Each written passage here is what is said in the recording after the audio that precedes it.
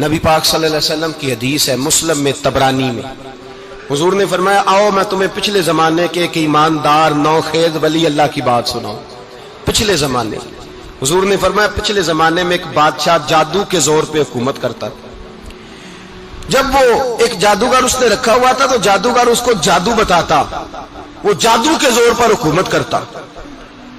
جادوگر بوڑھا ہو گیا تو کہنے لگا بادشاہ کوئی نوجوان میرے پاس بھیج دے، اب میں بوڑھا ہو گیا ہوں، میرا پتہ کوئی نہیں کب مر جاؤں۔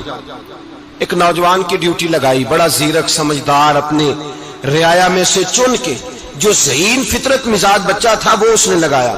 اللہ کے محبوب علیہ الصلوۃ والسلام فرماتے ہیں بچہ جادو سیکھنے لگا، وقت گزرنے لگا۔ بچہ جب جادو سیکھنے جاتا تو رستے میں ایک راہب بھی تھا جو انجیل جانتا تھا، وہ اللہ اللہ سکھاتا، لوگوں کو حضرت عیسیٰ علیہ السلام کی تعلیمات سے آگاہ کرتا۔ اس نے دیکھا کہ یہاں بھی لوگ اکٹھے ہیں تو وہ بچہ اس راہب کے پاس بھی اٹھنے بیٹھنے لگا۔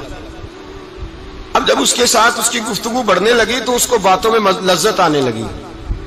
اس نے راہب نے پوچھا کہ تو کون ہے اور کس طرح سے آیا ہے، کیا تیرا معاملہ ہے؟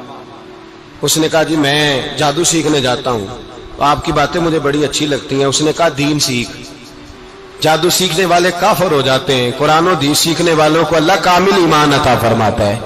فرمایا یہ سیکھ۔ بچہ بیٹھنے لگا، اس کے پاس آنے لگا، باتیں دل میں گھر کرنے لگی۔ ایک وقت آیا کہ مسلمان ہو گیا، اور مسلمان کیسے ہوا؟ بچہ کہتا ہے میں تجربہ کر کے ہوا۔ اب میں تھوڑا سا وقت جادوگر کے پاس بھی جاتا اور باقی سارا وقت وہاں بیٹھتا۔ میں ایک دن جا رہا تھا تو رستے میں اژدہا تھا، بہت بڑا سانپ تھا، رستہ روک کے کھڑا تھا۔ یہ حضور نے بیان کی حدیث۔ نبی پاک صلی اللہ علیہ وسلم فرماتے ہیں بچہ کہتا ہے کہ رستے کے اندر سانپ ہے، رستے بند ہے، لوگ چھتوں درختوں پہ چڑھے، ہراش ہے۔ کہتے چھوٹا سا روڑا میں نے اٹھایا تو میں نے کہا اللہ اگر جادوگر سچا ہے تو اسے مار دے۔ چھوٹا سا روڑا میں نے پھینکا، اژدہا کوئی نہ مرا۔ پھر چھوٹا روڑا اٹھایا، میں نے کہا اللہ اگر وہ عالم سچا ہے تو اسے مار دے۔ اب جب میں نے روڑا مارا تو اژدہا مر گیا۔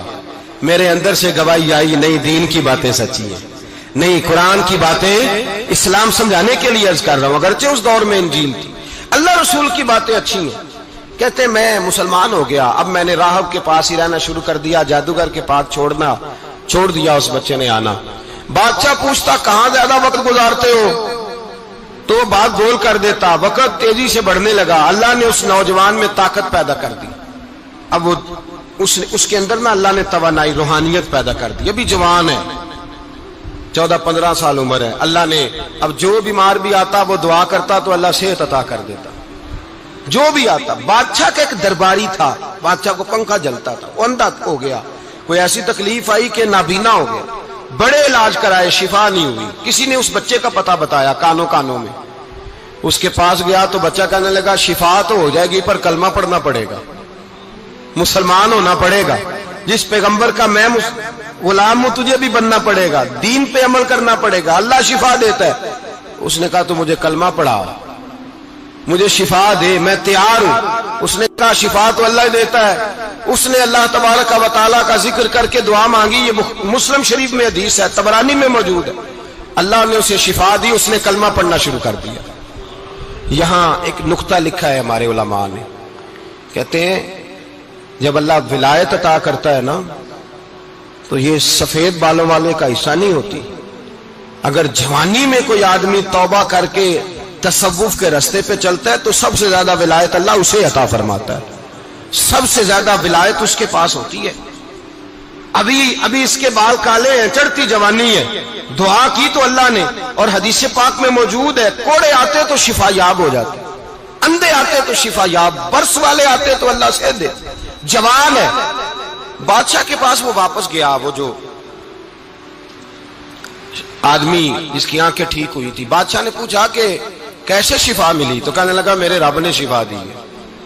بادشاہ سجدے کراتا تھا، اپنے آپ کو منواتا تھا، معاذ اللہ، کہنے لگا میرے علاوہ کون رب ہے؟ اس نے کہا وہی رب ہے جس نے تجھے پیدا کیا ہے، اور وہی رب ہے جس نے مجھے اندھے کو آنکھیں دی ہیں، وہی ہے میرا مالک۔ کہا اچھا تو مجھے نہیں مانتا؟ کہا نہیں میں اپنے رب کو مانتا ہوں۔ بادشاہ نے اسے سزا دی، ستایا، اس نے بچے کا پتہ بتایا، پھر بچے کو بلا کے ستایا تو اس راہب کا پتہ بتایا، راہب بھی قتل ہو گیا، نابینا بھی قتل ہو گیا۔ بادشاہ نے کہا سپاہیوں سے اس بچے کو لے جاؤ اور پہاڑ کی چوٹی پہ جا کے نیچے پھینکو تاکہ مر جائے.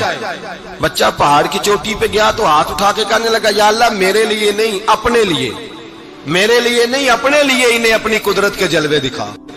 میرے لیے نہیں، اللہ کے بندے اپنی جان بچانے کی دعائیں نہیں مانگتے، اپنے لیے انہیں اپنی قدرت کے جلوے دکھا. یہ دعا مانگی، جتنے لوگ ساتھ آئے تھے وہ سارے زمین پہ گرے اور سب مر گئے، پہاڑ سے گر کے مر گئے. بچہ واپس سیدھا بادشاہ کے پاس کہنے لگا لو بھائی میرے رب نے مجھے بچا لیا ہے. جوان کا ایمان دیکھو، میرے رب نے مجھے، بولو میرے اللہ نے مجھے ایمان کی گواہی دے رہا ہے، میں بچ گیا ہوں، تو جھوٹا ہے، میرا رب سچا ہے. اس نے کہا لے جاؤ اس کو دریا میں، کشتی میں بٹھاؤ، بیچ دریا کے جا کے دھکا دے دو. بیٹھے کشتی میں، دریا کے بیچ گئے، اور جب جا کے وہاں اس کو دھکا دینے لگے تو اس نے کہا اللہ میرے لیے نہیں اپنے لیے انہیں اپنی قدرت کے جلوے دکھا. بس ایک طوفان سا آیا، جتنے سپاہی ساتھ آئے تھے ڈوب کے مر گئے. وہ بچہ اٹھا اور سیدھا پھر بادشاہ کے پاس، اسی کے پاس کہنے لگا لو بھائی میرے رب نے مجھے بچا لیا ہے، تیرے پاس آیا ہوں. وہ کہنے لگا تو کیا مصیبت میرے گلے پڑ گئی ہے، کیسے جان چھوٹے گی؟ تو بچہ کہنے لگا اگر تو مجھے باندھے درخت کے ساتھ اور سارے ملک کو بلائے، لوگوں کو اکٹھا کرے، پھر تو مجھے تیر مارنا، میں تجھے بتاؤں گا کیسے مارنا ہے، میں مر جاؤں گا. اللہ کا بندہ نوجوان ایمان دیکھو، مرنے کے طریقے بتا رہا ہے، میں تجھے بتاؤں گا میں کیسے مروں گا. یہ بات کہی، بادشاہ نے سارا مجمع جمع کیا، ملک سارا باہر آ گیا، درخت کے ساتھ باندھ دیا. کہنے لگا بھائی لوگوں یہ مجھے مارنا چاہتا تھا، مار نہیں سکا، اب میں اسے بتانے لگا ہوں کہ میں کیسے مروں گا. اسے کہو جب تیر مارے تو ساتھ میرے رب کا نام بھی لے، میں اپنے رب کے نام پہ جان دوں گا، ایمان کی پختگی میں اللہ کے نام پر جان دوں گا. اسے کہو رب کے نام پہ مارے، مر جاؤں گا. بادشاہ نے اللہ کہہ کے تیر مارا، پیشانی میں لگا، بچے کی روح پرواز کر گئی. جتنا مجمع کھڑا تھا سارا کلمہ پڑھ کے مسلمان ہو گیا، سارے مسلمان ہو گئے سارے. میرے رسول پاک سید عالم صلی اللہ علیہ وسلم نے نوجوانوں کو بتایا جب تمہارے اندر ایمان کی قوت آئے گی تو اللہ تمہاری مدد کرے. فرمایا وہ نوخیز ولی تھا، ابھی جوان رانا تھا، ابھی اس کی پیشانی پر جوانی کے آثار تھے، لیکن اس نے اللہ کو راضی کیا، رب کریم کو راضی.